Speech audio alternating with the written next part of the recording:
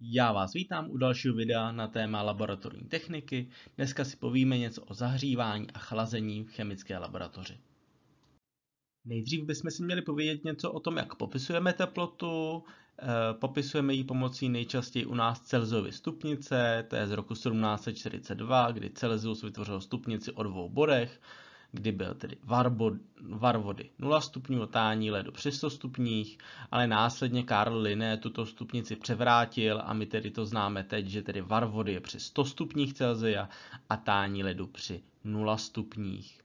Také jsou různé jiné stupnice, například Kelvinova stupnice, označovaná písmenem K jako 1 Kelvín. 1 stupeň Kelvína a 1 stupeň Celsia je stejný, avšak když chceme popsat 0 stupňů, tak to se rovná 273,15 Kelvínů. Když tedy bychom chtěli třeba 10 stupňů Celsia, tak se to rovná 283,15 Kelvínů. Takže máme tu stejnou hodnotu, je v uvozovkách jiná startovní čára, ale ty stupně se připočítávají stejně. A 0 Kelvínů je absolutní nula. Tak a měli bychom znát teda ten převod, když chceme získat kelvíny, tak vezmeme, kolik máme stupňů Celsia a přičteme 273,15. A naopak, když chceme Celsie, tak vezmeme kelvíny a odečteme těch 273,15. Tak bylo by dobré si nějak zapamatovat toto číslo a vědět, že když pracujeme s kelvíny, tak tam musíme přičíst nebo odečíst tuto hodnotu. Ale máme i jiné stupnice, například Fahrenheitovou stupnici, označovanou F. Ta má 2 referentní hodnoty a to je bod tání ledu, co je 32 Fahrenheitů a bod varu vody 212 Fahrenheitů. Tady vidíme, že už se nám to nepohybuje stejně a neplatí tedy, že 1 Fahrenheit odpovídá 1 stupni Celsia nebo 1 Kelvínu, ale 1 Fahrenheit odpovídá přibližně 5/8 stupně Celsia nebo případně Kelvína. Takže musíme si pamatovat, že když chceme převádět na Fahrenheity, tak jsou tady nějaké rovnice, jak to můžeme rychle přepočítat, ale už je to komplikovanější, musíme na to mít kalkulačku. Jo, tak aby jsme viděli, ty Fahrenheity nemůžeme jen tak převádět. A máme i jiné stupnice, Newtonovou třeba, Rankinovou a podobně. A ty už se méně používají. Tady máme 2 teploměry na ukázku, nalevo máme tedy Celsie a Kelvíny. Ta stupnice vidíme, že ubíhá po stejných dílech, je nějakých 15 stupňů a vidíme, že to bude nějakých 280 těch 7,15 bajvoko Kelvínů. A napravo zase vidíme 2 stupnice, kde máme Celsie od minus 40 do 50 Celsiů a Fahrenheity od minus 40 do 120. Jo, tak vidíme, jsou různé teploměry, které často ukazují 2 různé stupnice, ale vidíme, že ta Celsiova má méně těch bodů na rozdíl od toho Fahrenheita, kde to v uvozovkách ubíhá po více stupních. A k čemu vůbec slouží takové zahřívání v chemické laboratoři nebo zvyšování teploty? Tak, my obecně víme, že rychlost průběhu reakce probíhá obecně, kdy při vyšší teplotě bude reakce probíhat rychleji. A to stejné bude u rozpustnosti. Obecně platí, že při vyšší teplotě se nám rozpustnost látek bude zvyšovat. Neplatí to oboje na 100%, ale obecně víme, že když zvýšíme teplotu, tak zvýšíme i rozpustnost a rychlost probíhající reakce. Jak lze zahřívat? Buď to přímo, kdy vlastně přímo tu látku dáme do kontaktu se zdrojem tepla, anebo nepřímo, kde mezi látku a zdrojem tepla nachází nějaké zařízení, nějaký systém. Která zařízení využíváme v chemické laboratoři, tak je to několik typů kahanů, různé lázně, elektrické vařiče, infračervené lampy, topné desky nebo hnízda, termostaty například. Tak, nejdřív se budeme bavit o kahanech, takovým nejjednodušším a nejtypičtějším typem ohřevu. Z čeho se skládá kahan? Kahan se skládá z kovové trubice, která je umístěna na podstavci a z vrchu té trubice nám bude vznikat ten plamen. Poté máme hadici na přívod plynu, to máme tedy oranžově, kterou musíme tedy spustit přívod plynu do laboratoře a aby nám ten plyn mohl fungovat, a poté zařízení k regulaci přívodu vzduchu do kahanu. Podle toho, kolik přivádíme vzduchu, tak tím ovlivňujeme typ plamene.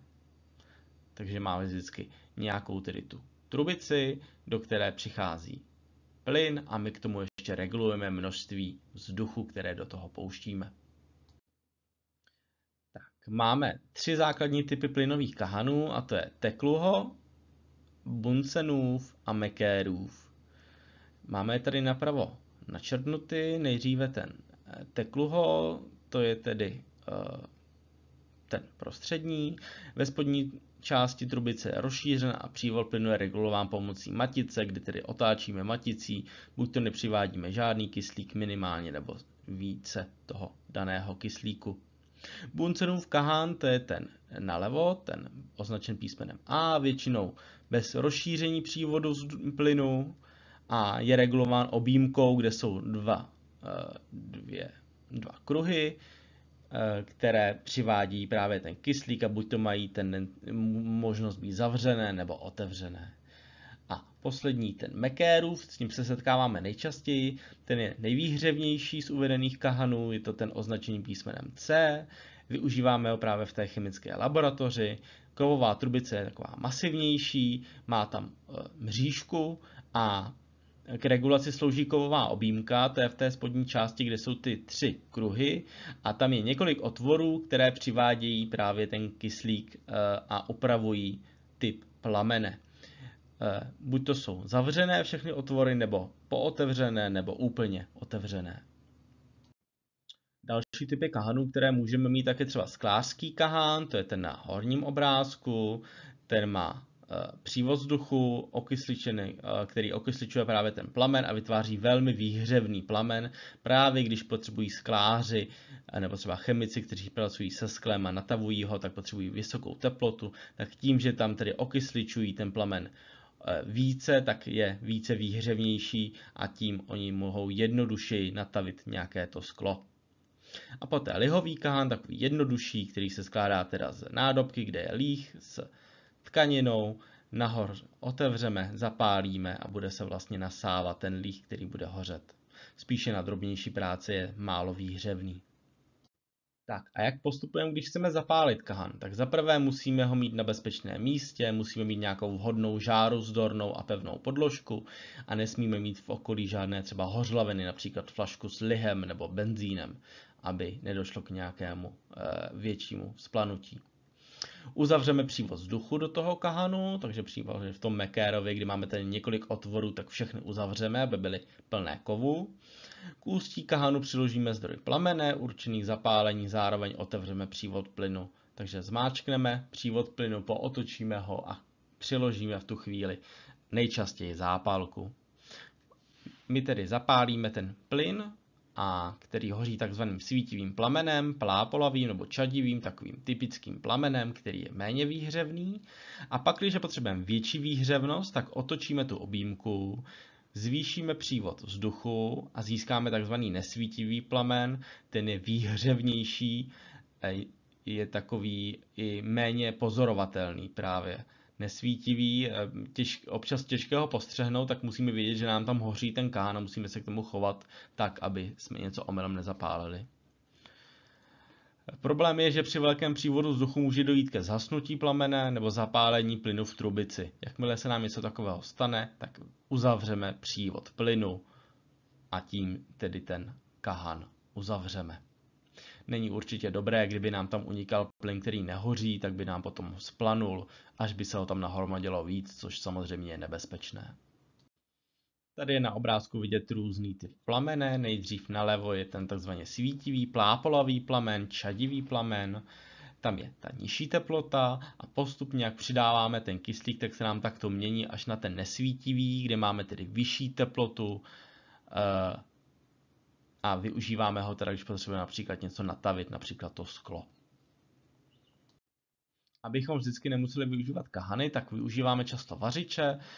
Vařiče tedy klasicky vlastně plotínku, buď to máme s krytou kovovou plotínkou, to je právě ten nalevo, takový častější, když se nám tam něco vylije, tak to je dobré, že můžeme nechávat tu plotínku vychladnout, následně ji otřít, umýt.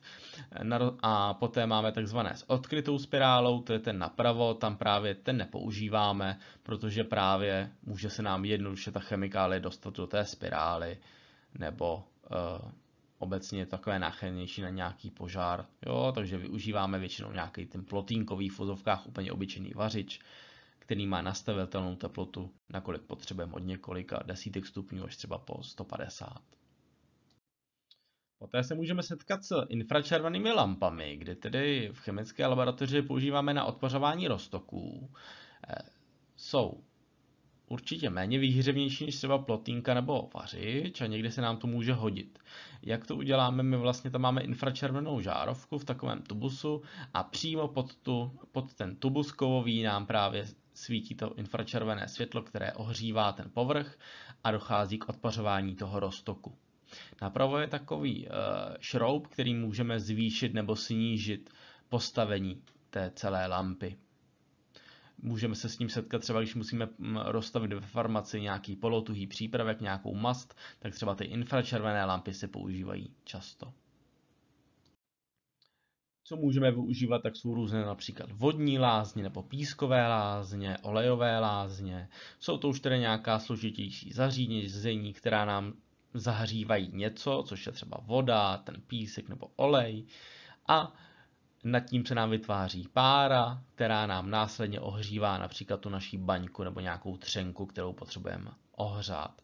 My známe určitě něco jako vodní lázeň, když rozstavujeme čokoládu, tak je takové pomalejší, jemnější, nedojde tak k tomu přepálení většinou. Písková lázeň je schopná zahřát i nad 100 stupňů a olejová lázeň třeba až nad 250 stupňů. Jo, ale může nám začít vhořet ten olej, což je samozřejmě nebezpečné. Ale můžeme si vlastně i bez toho přístroje udělat jednoduchou vodní lázeň. Na dalším obrázku si ji ukáže. A to se nám vlastně skládá ze zdroje tepla, což bude nějaký kahan, nad tím máme stojan, kde máme nějaký žíhací kruh a na tom máme azbestovou síťku.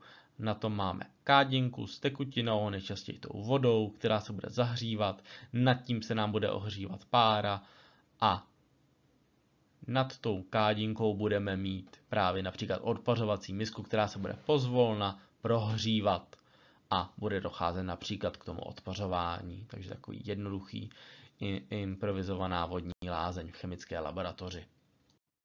Můžeme se setkat například s topnými hnízdy, to jsou tedy zase elektrická zařízení, kam můžeme vložit kádinku nebo nějakou třeba varnou baňku a ono je to na to přímo nastaveno, připraveno, že tam ta baňka nebo kádinka hezky zapadne a my nastavíme, nakolik chceme tu danou baňku nebo kádinku ohřívat. Takže zase už to máme takové jednodušší, nemusíme to tak hlídat, nastavíme nějakou nižší nebo vyšší teplotu a necháme to v klidu vařit nebo ohřívat.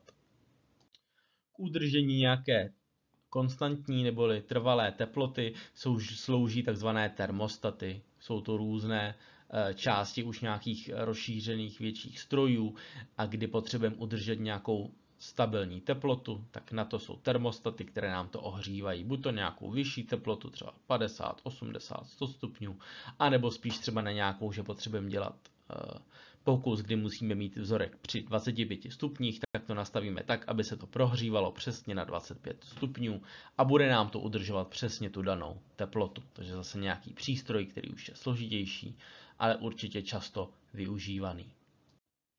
A jak často se setkáváme se zahříváním, tak celkem podobně často se setkáváme s chlazením. To znamená, máme nějaký roztok nebo nějakou látku, která je ohřátá, my ji potřebujeme schladit. Buď to, aby jsme s ní dál pracovali, nebo aby nám proběhla třeba nějaká reakce nebo krystalizace. Jsou to tedy postupy ke snížení teploty chemikály nebo laboratorního skla například. Tak buď to chlazení při volném umístění na vzduchu, to znamená, nechám to prostě ležet v laboratoři na vzduchu, bude se mi to postupně ochlazovat na teplotu té místnosti. Takové nejpomalejší, ale zase i třeba pro to sklo je takové nejbezpečnější a nejlepší v tom smyslu, že nám nedojde k rychlému ochlazení a prasknutí. Další věc, například ponoření do studené vody, můžeme mít nějakou kádinku s nějakým roztokem, který chceme ochladit, tak to ponoříme do studené vody.